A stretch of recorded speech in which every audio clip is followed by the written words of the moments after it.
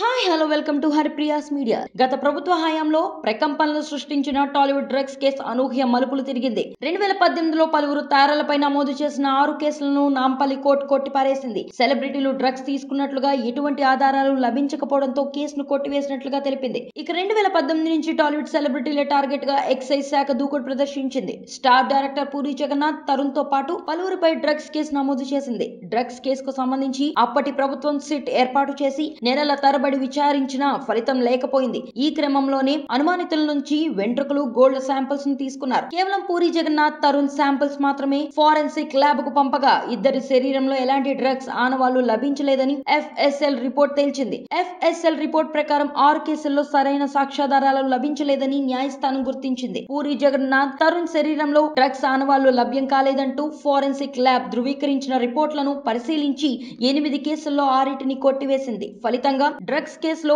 పాటించాల్సిన విధి విధానాలు అధికారులు సరిగ్గా ఫాలో కాకపోవడంతో కోర్టులో ఎక్సైజ్ శాఖకు చుక్కెదురైంది. మరోవైపు డ్రగ్స్ కేసులో జాంబియా యువతికి ఎల్బీ నగర్ కోర్టు 14 ఏళ్లు జైలు శిక్షతో పాటు ₹1,00,000 జరిమానా విధించింది. 2021లో జాంబియా నుంచి హెరాయిన్ డ్రగ్స్ తీసుకుని శంషాబాద్ ఎయిర్పోర్ట్ లో పట్టుబడింది. సుమారు 50 కోట్లు విలువ చేసే 8 కిలోల హెరాయిన్ దొరకడంతో నిందితురాల్ని అరెస్టు చేసి జైలుకు తరలించారు అధికారులు. ఇక తాజాగా ఈ కేసులో జాంబియా యువతిని ఎల్బీ నగర్ కోర్టు దోషిగా తేల్చింది.